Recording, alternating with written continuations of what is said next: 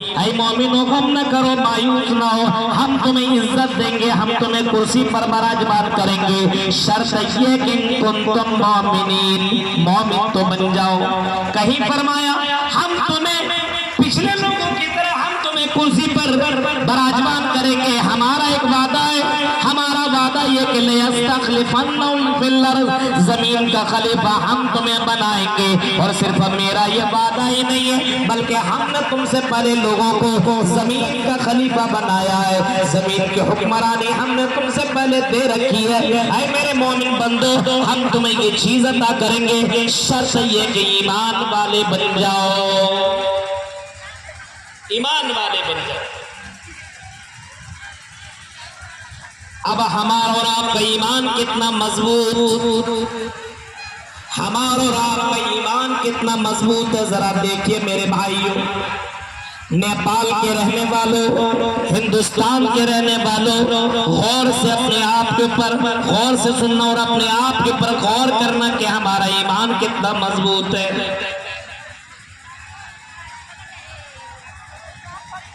मुसलमानों का ईमान अल्लाह के ऊपर जैसा होना चाहिए, आज मुसलमानों का ईमान अल्लाह के ऊपर वैसा नहीं है। जैसा तवक्कुल और भरोसा अल्लाह की जात के ऊपर होना चाहिए था, वैसा तवक्कुल और भरोसा आज मुसलमानों के अंदर नहीं पाया जा रहा है। ईमान इतना कमजोर कि शादी कर लेने के बाद, निकाह कर लेने के बाद अगर 2-4 साल तक अगर बेटा बेटी ना हुआ, अगर औलाद ना हुई, तो वो बंदा डायरेक्ट मज़ारों का सफर करना शुरू कर देगा, दरगाहों में जाना चालू कर देगा और उनके पास जाकर के बेटा बेटी की तलब करने लगेगा, फरियादें करने लगेगा और तावीज़ और ना जाने किन किन चीज़ों को इस्तेमाल करना शुरू कर देगा। मेरे भाइयों, जरा तसव्वुर करो, कुरान की आयतों को क्या पढ़ते नहीं हो। अल्लाह रब्बुल आलमीन ने कुरान करीम के अंदर बहुत सारे नबियों का वाक़या को जिक्र किया है। उन्हीं नबियों में से हजरत ज़करिया अलैहिस्सलाम का भी वाक़या अल्लाह ताला ने बयान किया है। हजरत इब्राहीम अलैहिस्सलाम का भी वाक़या अल्लाह ताला ने बयान किया है। 80 साल तक औलाद न हुई, लेकिन ये नबी किसी मजार के पास नहीं गए, किसी कब्र के पास नहीं गए, किसी दूसरी जगहों में नहीं गए, बल्कि मांगा तो हजरत इब्राहीम ने अल्लाह से मांगा, ज़करिया ने मांगा तो हजरत ज़करिया ने अल्लाह से मांगा।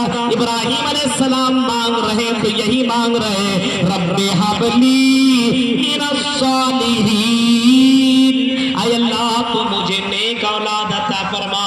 हजरत ज़करिया ने जब मरियम अलैहिस्सलाम को बगैर मौसम का फल देगा कि मेरी बेटी के पास बगैर मौसम का फल मौजूद है, सवाल करके कालत या मरियम अन्ना लके हाज़ा, ऐ मरियम बताओ ये फल तुम्हें ला करके कौन ला करके देता है? ये मौसम, तुम बंद कमरे के अंदर रहते हो, यहाँ आकर के तुम्हें कौन ये मौसम आता है, ये फल कौन तुम्हें देता है? हजरत मरियम जवाब देती और कहती है, आई मेरे कालू, शक करने की जरूरत नहीं है, अन्ना लके हाज़ा पूछना ये कहाँ से आया है? आलत हुआ मिन इंदिल्लाह, ये अल्लाह की तरफ से मुझे मिलता है, अल्लाह ताला मुझे देता है, अल्लाह ताला मुझे अता करता है।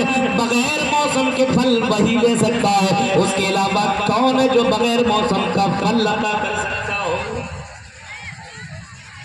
इन्नल्लाह यरज़ुक़ु मन यशाउ बिग़ैरि हिसाब, अल्लाह जिसे चाहता है बगैर हिसाब के रिज़्क़ देता है, और इतना देता है कि आदमी शुमार तक भी नहीं कर सकता है। हजरत ज़करिया अलैहिस्सलाम ने जब ये जुमला सुना, अपनी उस बेटी से जब ये जुमला सुना हजरत मरियम से, तो हजरत ज़करिया अलैहिस्सलाम ने हुनालिका दा ज़करिया रब्बा क़ाल रब्बि हबली मिन लदुनका ज़ुर्रियतन तय्यिबा।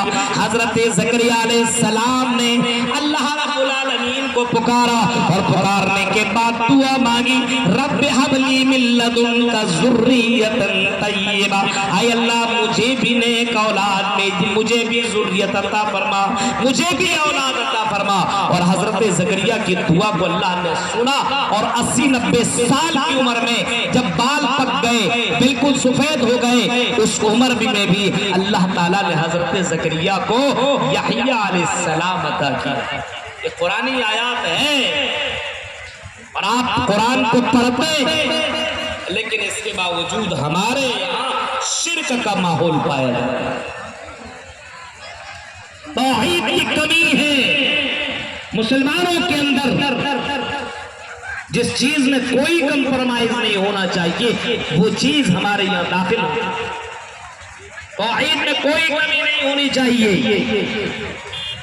अगर आपको कत्ल कर दिया जाए, आपको बोटी बोटी कर दिया जाए, लेकिन फिर भी अपने आप को आप बोटी बोटी करवा लें, कत्ल करवा लें, लेकिन अल्लाह के अलावा गैरों के सामने अल्लाह ने झुकने से, रसूल ने झुकने से मना कर दिया है।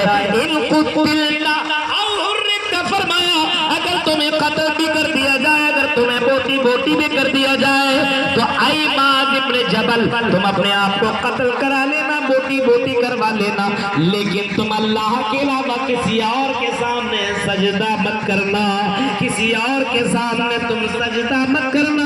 ये बेटा बेटी मांगने वाले मुसलमानों, मज़ारों के पास जाकर के अपने सर को झुकाने वाले, कभी कभी सोच लिया करो ये कितना बड़ा जुर्म है, ये कितना बड़ा पाप है। अल्लाह तुम्हें खिलाता पिलाता है, जिंदगी की तमाम खुशियां अल्लाह ताला अता करता है, और उस अल्लाह को छोड़ करके गैरों से मांगने वालों, उस अल्लाह को छोड़ करके गैरों को अल्लाह का दर्जा देने वालों, गैरों को अल्लाह का मर्तबा देने वालों, जमीन की पर तुम चल रहे हो मेरे भाइयों, कहीं ऐसा तो नहीं कहीं अल्लाह रब्बुल आलमीन को गुस्सा आ जाए और जमीन के नीचे तुम दब जाओ, धंसा दिए जाओ।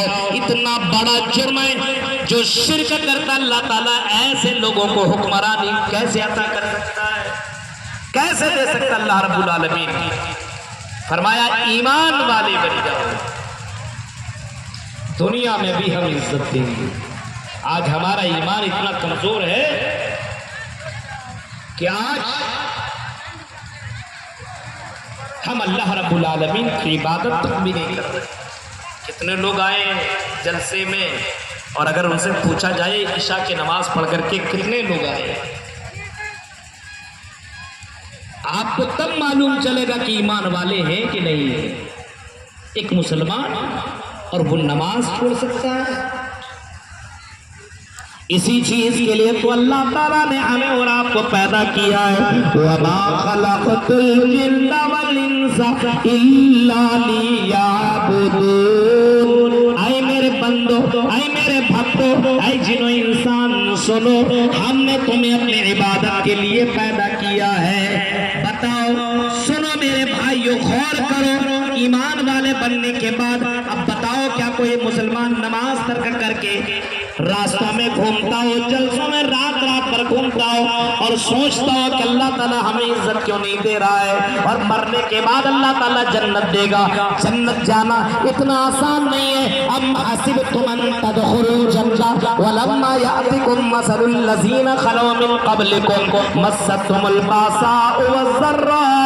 इतना आसान नहीं है कि तुम जन्नत के अंदर चले जाओ। जन्नत में जाना है तो तुम्हें बहुत सारे मुश्किलात का सामना करना पड़ेगा। जन्नत में जाने के लिए मेहनत करनी होगी। दुनिया में इज्जत पाने के लिए आपको ईमान वाला बनना पड़ेगा। हमारा ईमान चंद पैसों में बिक जाता है। लड़कों का ईमान चंद पैसों में बिक जाता है, लड़कियों का ईमान चंद पैसों में बिक जाता है। आज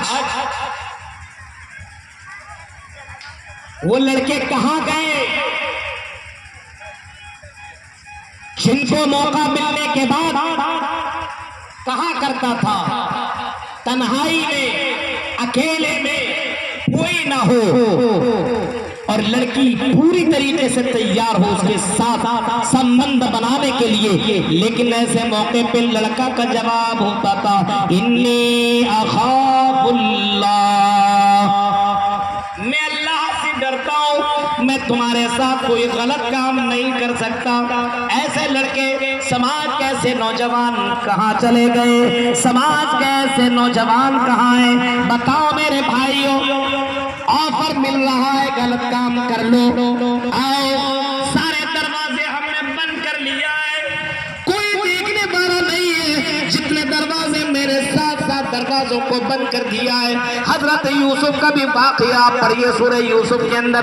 हजरत यूसुफ को जब उस दौर के बादशाह की बीवी ने बाकायदा यूसुफ अलैहिस्सलाम को बुला करके गलत काम करने पर मजबूर किया। ऐसे मौके पे हजरत यूसुफ अलैहिस्सलाम का जवाब यही था, अल्लाह की पनाह, अल्लाह की पनाह में ये काम कैसे कर सकता हूँ? मेरे भाइयों, क्या आपने उसका वाकया नहीं सुना? क्या उन लोगों का वाकया नहीं सुना जिनको ऑफर मिला हुआ है, घर के अंदर कोई नहीं है, शौहर बाहर गया हुआ है और औरत बहुत ही ज्यादा खूबसूरत है, लड़की बहुत ही ज्यादा सुंदर है, कोई मौजूद नहीं है। ऐसे मौके पे लड़की कहती आओ रात की तारीकी के अंदर चलो, हम अपने आगोश में चले जाते हैं, आओ हम मस्ती में डूब जाते हैं, कोई देखने वाला नहीं है, कोई जानने वाला नहीं है, ये रात बार बार हमें और आपको मिलने वाली नहीं है। ऐसे मौके पे नौजवान कहता है, इन्नी अखाफुल्लाह, मैं अल्लाह से डरता हूँ। और ये कह करके उसने माचिस मंगवाया और माचिस मंगाने के बाद चिराग जलाया और जलाने के बाद अपने हाथ को चिराग के ऊपर रखना शुरू कर दिया। हाथ चल रहा है और अपने आप को उस रात काट रहा है कि सोचो कि किसी तरीके से हम रात काट लें और इस गलत काम से हम अपने आप को बचा लें। रात कट जाती है और कहता अल्हम्दुलिल्लाहि रब्बिल आलमीन, तमाम तारीफों उस अल्लाह के लिए है जिसने मुझे बुरा काम से जिसने मुझे बचा लिया है। ऐ अल्लाह, मैं तेरा शुक्र गुजार हूं कि उतना बड़ा अजाब में बर्दाश्त नहीं कर सकता था। उस अजाब से बचने के लिए इस बंदे ने आग को अपने यहाँ लाया और आग के ऊपर अपने हाथ को रखा और अपने हाथ को वहां से हटाता चला गया। और वो लड़की कहती चली गई, क्या कर रहे हो? उसने कहा, जब मैं दुनिया की आग को बर्दाश्त नहीं कर सकता हूँ तो बताओ मैं जहन्नम की आग को कैसे बर्दाश्त करूंगा? ऐसे नौजवान कहाँ है? मैं ढूंढना चाहता हूँ, देखना चाहता हूँ ऐसे मिसाली जवान इस कौम के अंदर पैदा हो जाए तो समाज के अंदर से ज़िनाकारी, समाज के अंदर से बेहयाई, समाज के अंदर से गलत काम ऑटोमेटिकली खत्म हो जाएंगे। ऐसे जवानों की जरूरत है कि बाकायदा लड़की के सामने कह देता हो, मुझे आपसे कोई मतलब नहीं है, आप अपने रास्ते, हम अपने रास्ते। इन्नी अखाफ है, ऐसा ईमान है आज हमारे पास। आज ऐसा ईमान कहा मौलवी साहब, लड़की सिर्फ मैसेज हाय लिख दे तो पूरी रात जागता है, मैसेज कर दे, बात करने लगे सब भूल जाता है। ये ईमान वाली लड़की बोल दे अपने माँ बाप को छोड़ करके आना, छोड़ देता है। एक जगह की मैं बात बता रहा हूं, जगह का नाम नहीं बोलूंगा। लड़की ने कहा, मुझसे प्यार करते हो? कहा मोहब्बत है? कहा ताकि अगर मुझसे मोहब्बत है तो कुरान जला करके दिखाओ। गौर करिएगा आप जुमले के ऊपर। मुझसे लव है, ये करते हो बहुत ज्यादा, कितना? बहुत अच्छा। तो अगर करते हो तो कुरान जला करके दिखाओ। कोई गैर मुस्लिम लड़की थी, हिंदुस्तान की मैं बात बता रहा हूं, कुरान जला करके दिखाओ। उसने कुरान जला करके,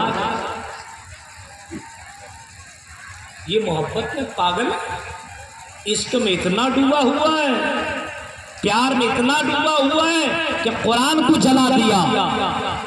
लड़की कहते दाढ़ी छिला दो, छिला देता है। लड़की कह दे नमाज वमाज मत पढ़ो, हमसे बातें करो, नमाज नहीं पढ़ता है।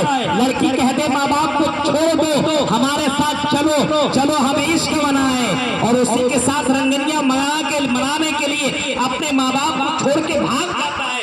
ऐसे ईमान वाले आज मौजूद हैं और अपने आप को कहता है ये मुस्लिम। मुसलमान है, इसको मुसलमान का दर्जा आप दे रहे हो। ये मुसलमान इसको कह सकते हैं हम और आप। गौर करो मेरे भाइयों, ये कैसा ईमान वाला है।